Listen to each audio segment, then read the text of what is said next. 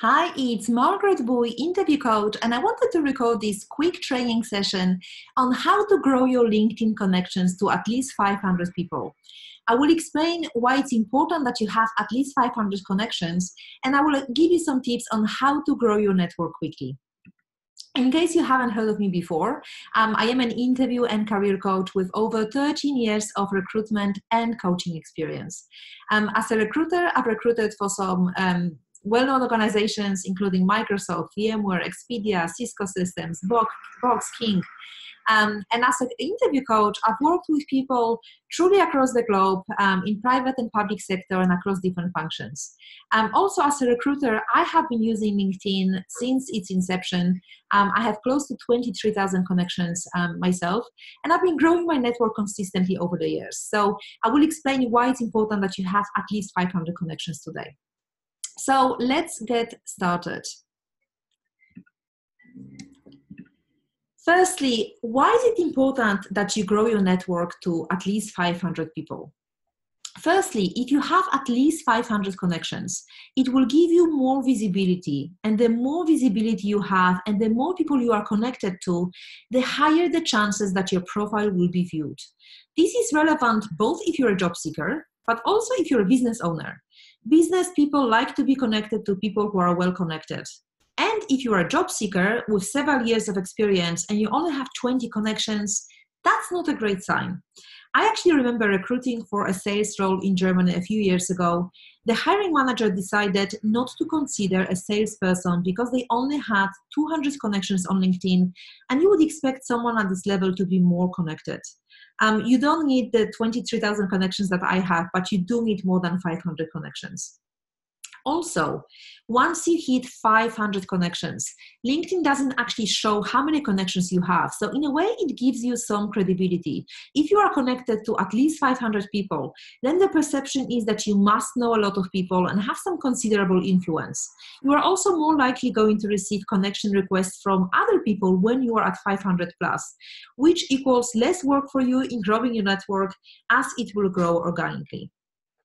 Another reason for wanting to have at least 500 connections as an initial goal is that the more first-degree connections you have, the higher the chance that you are going to be able to reach your target market, whether it's potential clients for your business or employers if you are looking for a job. When you do advanced search, which I cover in my Get the Job You Want online course, you will really start to see the value of having a high number network of at least 500 connections. When you run a search in LinkedIn, you are effectively going to see the first, second, and third degree connections.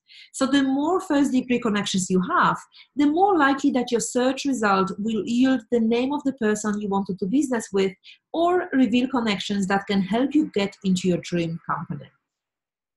Also, sometimes people ask me, should I connect with people I don't know? I actually recommend that you accept most connection requests, even if you don't know the person. LinkedIn is different to Facebook. You're not posting personal pictures of you having fun at the weekend or revealing things that people would otherwise not be able to find out about you elsewhere. LinkedIn is a business networking platform. So you never know why someone is asking for you to connect with them that you don't know. It could be that they want to do business with you. Maybe they will offer you a job. You just never know. You can always remove them from your contacts if the way they go about building their updates or relationship building is not for you. I've actually done it several times myself. Bear in mind that most people on LinkedIn are business professionals. Just because you connect with someone you don't know today, it doesn't mean that they can't do anything for you or your business. The more connections you have, the more useful your LinkedIn network can be to you.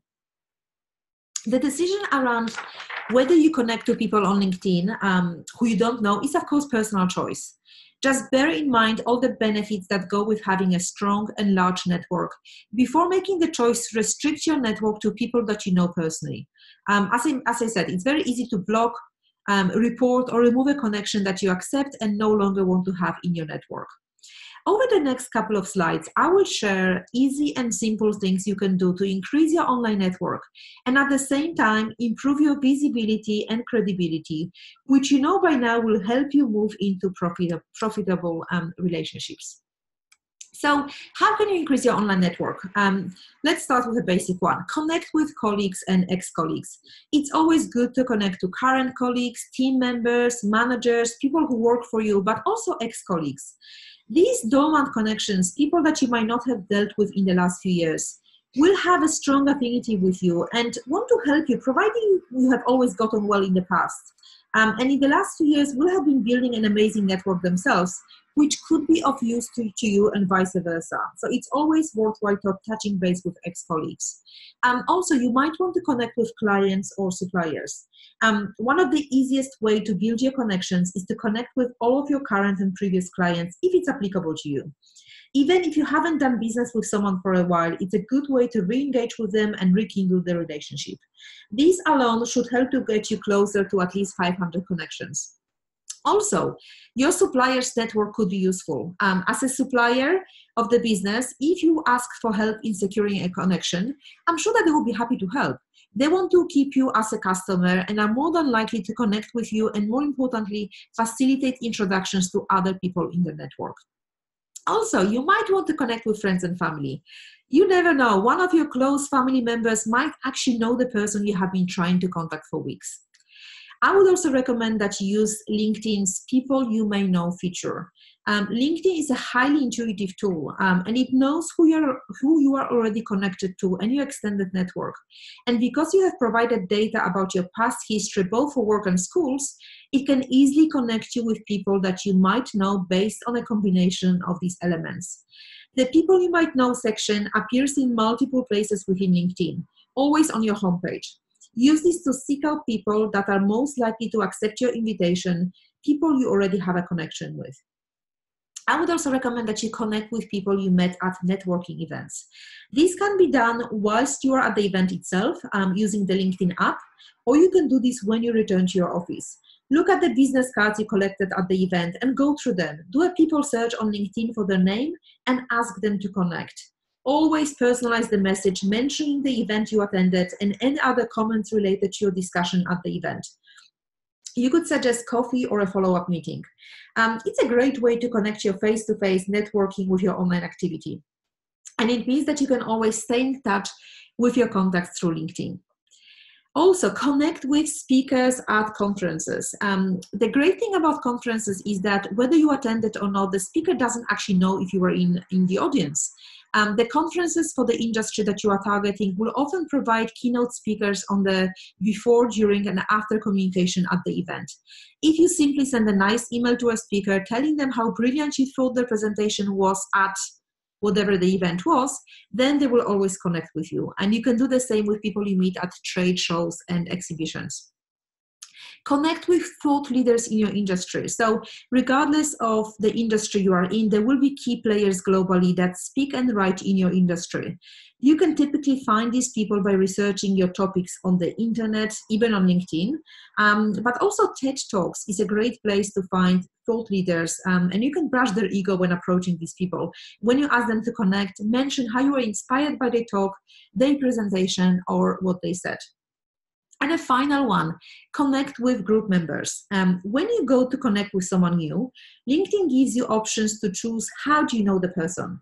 Often the challenge comes when you see someone you really want to connect with, yet they seem unreachable because they are a third-degree connection or out of your network.